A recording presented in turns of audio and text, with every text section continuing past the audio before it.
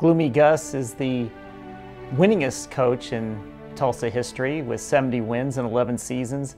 And he really, when he was hired in 1925, his hiring brought the program, which was already in good shape, to a whole new level.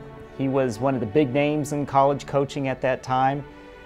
Only 2 years earlier, he had led USC to the Rose Bowl championship.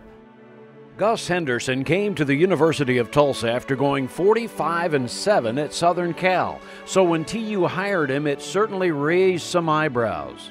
Coach Henderson's hiring definitely attracted a lot of attention, and he got a big contract. He did not come cheap for the University of Tulsa, but he definitely, in his 11 years at TU, proved to be a worthy investment.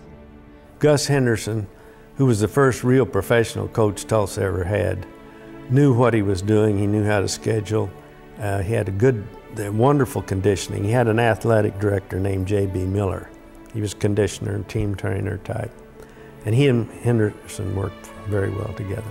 Miller and Gloomy Gus faced one real big problem that we can relate to even today, and that was scheduling. At that time, most of the area and regional schools did not allow freshmen to play football, but TU did. As a result, those schools would not schedule Tulsa. Then Coach Henderson pledged that he would not play freshmen.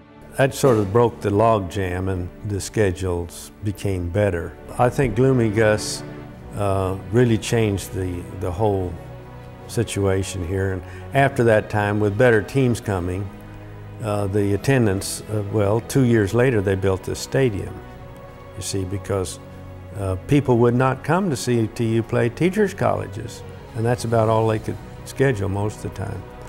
But once they started playing OU and A&M, or OSU, Arkansas, then the fans came. With that upgraded schedule came some big-time wins, including a victory over Arkansas in the Skelly Stadium opener.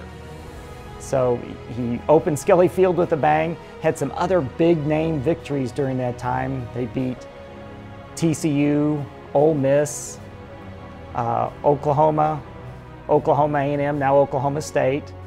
So Kansas State, and there was a lot of great moments during that time, a lot of big victories. And in 1931, during the 7-0 start, he and the football team got to visit the White House, got to visit President Herbert Hoover in the White House. So that was a nice moment in Tulsa history as well. In those days, in the 30s, TU was the best football school in the state. A&M had a lot of coaches and turnover, and they couldn't develop a program. And OU didn't have a solid coaching program either. So Coach Henderson raised the level of TU's football program in the 20s and 30s. But what about that nickname of Gloomy Gus? Gloomy Gus got his nickname from a Los Angeles sports writer. Gloomy Gus was a character in a popular comic strip in the first third of the 20th century, Happy Hooligan. And Gloomy Gus was Happy Hooligan's brother. And he got it because he was always downplaying his team's chances. So that's how he got the name Gloomy Gus, which was not really his personality, because when you saw Gloomy Gus, he was usually smiling, and he could be very charming.